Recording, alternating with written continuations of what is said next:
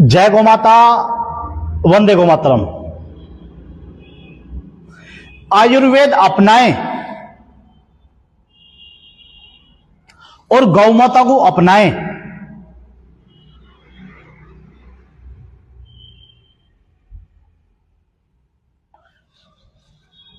आयुर्वेद अपना करके, गौ माता को अपना करके हम भयावह रोगों से छुटकारा पा सकते हैं। हमारा भयावह रोग ठीक हो सकता है केवल आयुर्वेद एवं गौ माता को अपनाना है। गौ माता को अपनाना है, देसी गौ माता को। यही जो इतने पुराने वर्षों से आयुर्वेद का जो प्रभाव है, प्रभाव था और प्रभाव रहेगा आयुर्वेद का। किसी भी रोग को जड़ से अगर खत्म कर सकता है तो वो हमारा आयुर्वेद है, वो हमारी जड़ी बूटियां हैं, वो हमारी गौ माता है। तो मेरे भाई और बहनों, हम सभी को आयुर्वेद अपनाना चाहिए और गौ माता को अपनाना चाहिए, क्योंकि हमारी गौ माता सर्वोपरि है। परमपिता परमेश्वर के साथ साथ हमारी गौ माता भी सर्वोपरि है। गौ माता की अगर हम सेवा करेंगे और हम आयुर्वेद का उपचार लेंगे तो भाइयों, हम निरोगी रह सकते हैं, हमारा रोग जड़ से खत्म हो सकता है, हम स्वस्थ रह सकते हैं। हमें गौ माता की सेवा भी करनी चाहिए, साथ साथ आयुर्वेद के साथ साथ। गौ माता का जो महत्व है ना, हमारे मनुष्य के लिए बहुत ही लाभकारी है। गौ माता के सानिध्य में रहकर भी आप स्वस्थ रह सकते हैं, आप निरोगी रह सकते हैं, आपके अंदर कोई विकार नहीं आएगा। और नहीं, जहां हमारी गौ माता होगी, जिस घर में हमारी गौ माता होगी, वहां भी किसी वास्तु शास्त्र का कोई दोष नहीं होगा।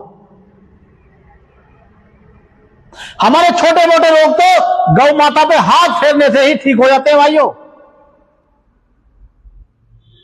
तो मेरा आप सभी से, सभी देशवासियों से, सभी हिंदू भाइयों से यही निवेदन है, यही आग्रह है। मैं हर रोज की तरह लाइव आता हूं, आपके सामने कुछ रखने, हर रोज कुछ न कुछ रखने की कोशिश करता हूं, क्योंकि हम जो भी कार्य करते हैं वो भी हमारी गौ माता पर ही निर्भर है, वो भी हमारा आयुर्वेद पर ही निर्भर है। ऐसे बहुत सारे हमारे साधु संत, तपस्वी, महापुरुष जो गायों के ऊपर बहुत बड़ा कार्य कर रहे हैं, आयुर्वेद पे बहुत बड़ा कार्य कर रहे हैं, और आयुर्वेद से लोगों को निजात भी मिल रही है, रोगों से छुटकारा भी मिल रहा है, हमारी गौ माता से भी छुटकारा मिल रहा है। रोगों को दूर भगाने का हमारी गौ माता से। हमारी गौ माता का जो गौमूत्र मैं हर रोज कहता हूं, मेरी ज्यादातर वीडियो में गौ माता का विषय ही रहता है।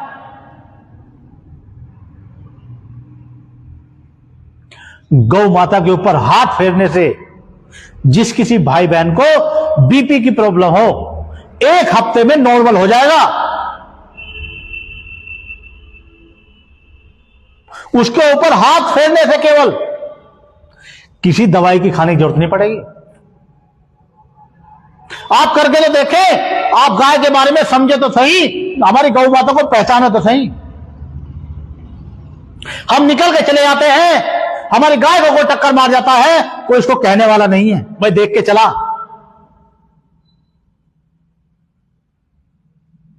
ये बेजुबान है, कुछ बोल नहीं सकती है। ऐसे और भी हमारे जानवर हैं जो मुंह से बोल नहीं सकते हैं, लेकिन हमारे जो भाइयों बहनें हैं वो निकलते हुए, वो तो गाड़ी में बैठ करके ऐसा सोच लेते हैं जैसे ये कितने बड़े ये परमपिता को भी कुछ नहीं मान करके टक्कर मार देते हैं, कुत्ते मार देते हैं। गाड़ियों से जा रहे हैं, रोड पे अगर कुत्ता आ जाएगा तो धीमी नहीं करेंगे गाड़ी, कुत्ता ही तो मरा है। कौन बोलेगा? कोई नहीं बोलेगा। अरे जीव है उसके अंदर भी, आत्मा है उसके अंदर भी। हमें रोड पे अगर हम चलते हैं, हमें शांति से ध्यान पूर्वक चलना चाहिए। जैसे अंदर हमारे अंदर जीव है, ऐसे ही दूसरे के अंदर भी जीव है। कहते हैं ऐसे ही कुत्ते की मौत मरेगा जैसे तूने कुत्ते को मारा है।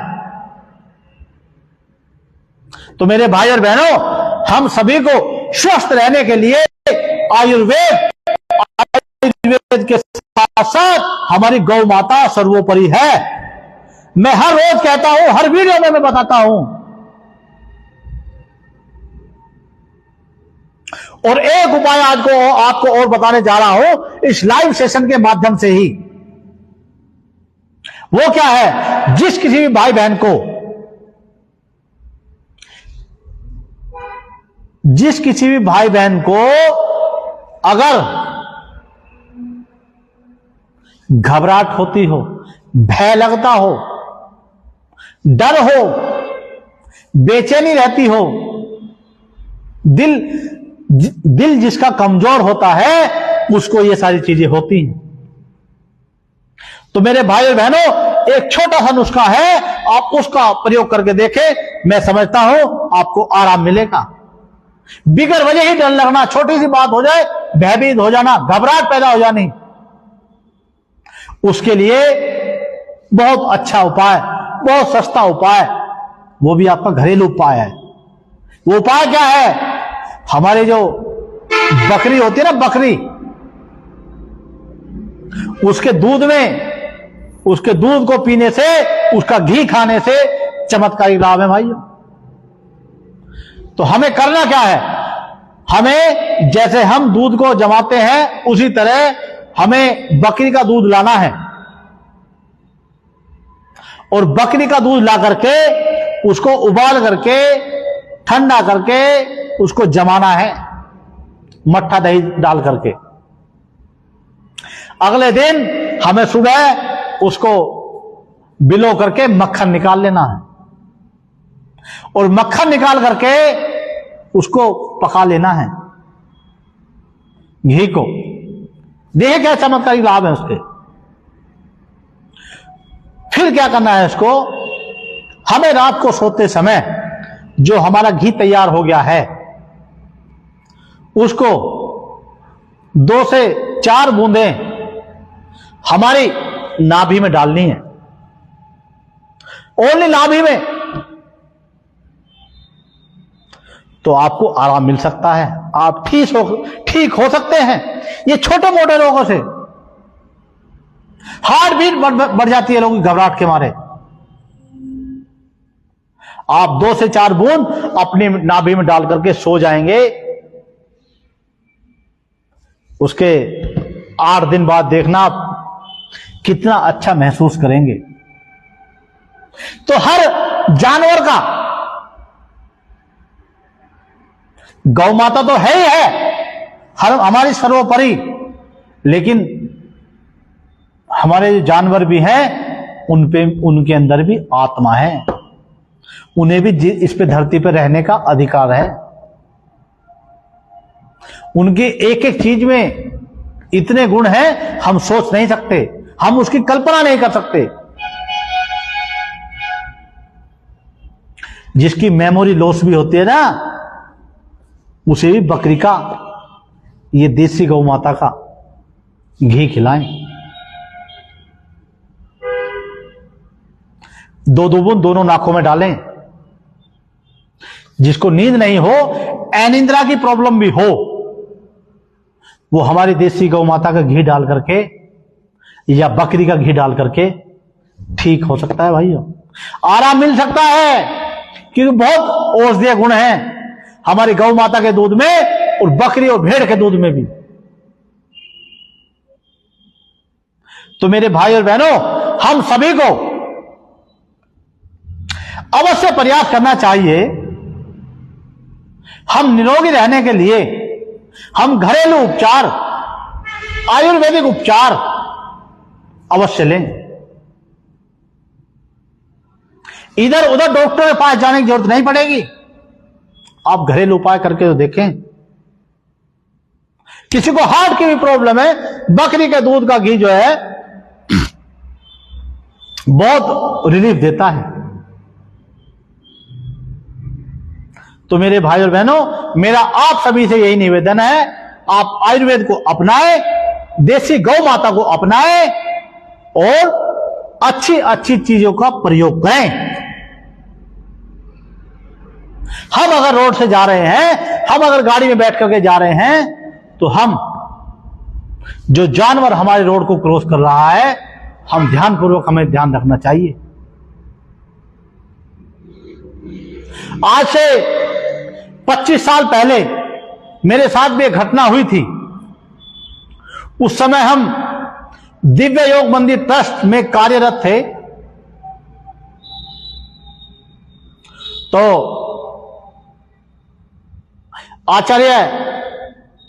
हमारे आचार्य बालकिशन जी को मैं गाड़ी से लेकर के देहरादून जा रहा था।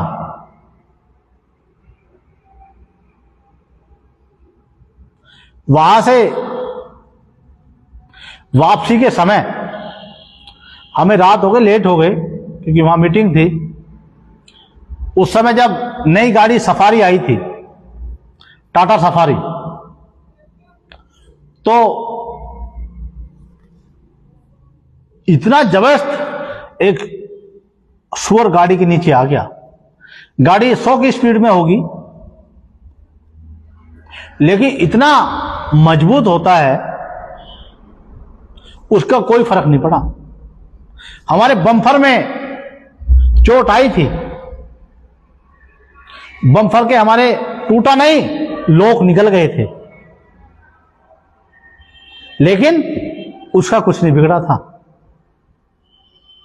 तो मेरे भाई और बहनों, टक्कर लगने के बाद वो दौड़ के भाग गया। फिर भी वो मजबूत था, लेकिन ये बेजुबान जानवर जो है ना, इनके भी अगर जुबान होती तो ये भी अपना दुख दर्द आपको बताया करते, अपनी परेशानी किसी ना किसी के साथ शेयर कर सकते थे। इनको परमात्मा ने जो योनियां दी हैं कर्म भोगने के लिए, जिसको जिस योनि में जन्म दिया है, परम पिता परमेश्वर ने वो अपनी कर्मों को, सजा को काटने के लिए अलग अलग योनियों में को जन्म दिया है, अलग अलग योनियों में जन्म दिया है। वो यही सबको कर्म भोग तो भोगना पड़ता है मेरे भाई और बहनों। हम आंख बंद करके अगर हम 10 मिनट भी बैठ जाएं, एकदम शांत होकर के, कहीं कोई कार्य की कोई बात ना सोच करके, तो आप देखना आपके अंदर जो शैतान बैठा है ना, वो शैतान शांति से बैठ जाएगा। वो गलत नहीं करेगा, गलत करने के लिए आपको प्रेरित नहीं करेगा। आप ध्यान लगाएंगे और अच्छा कर्मों के तरफ सोच करके अगर हम ध्यान लगाते हैं, हमारी बॉडी के अंदर कैसे अंदर सांस जा रहा है और कैसे हमारे एक एक जो हमारी बॉडी के हिस्से हैं, हमारी बॉडी के जो पार्ट हैं, वो कितना सुंदर, कितना परमपिता परमेश्वर है, इतना 6 फुटा शरीर दिया है। हम सब कुछ करने के लिए सक्षम हैं। हमारे 2 हाथ 2 पैर दिए हैं, खाने के लिए मुंह दिया है, दांत दिए हैं चबाने के लिए। तो उस परम पिता परमेश्वर का भी हमें धन्यवाद देना चाहिए। हमें किसी दूसरी योनि में भी जन्म दे सकता था, लेकिन हमने कुछ अच्छे कर्म किए होंगे तभी हमें ये मनुष्य योनि मिली है। लेकिन इतनी अच्छी योनि मिलने के बाद भी अगर हम गलत करते हैं, किसी के साथ भी धोखा करते हैं, फ्रॉड करते हैं, चोरी करते हैं, लूट करते हैं, हत्या करते हैं, मर्डर करते हैं,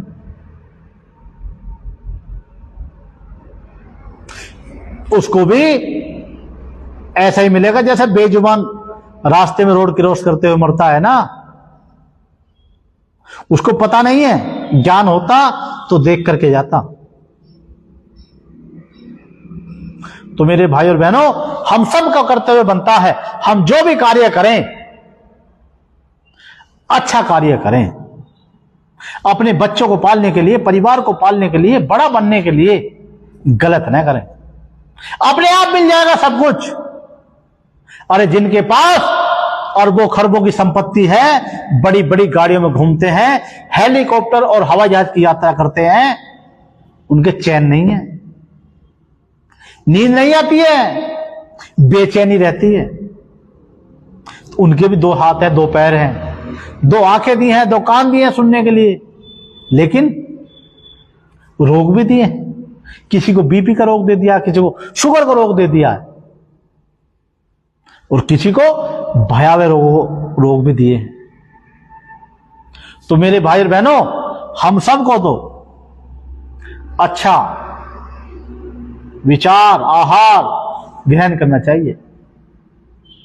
मैं सभी से यही कहता हूं, अपने हिंदू भाइयों से, खास करके हिंदू भाइयों से, क्योंकि दूसरे लोग तो मानने को तैयार भी नहीं होते हैं।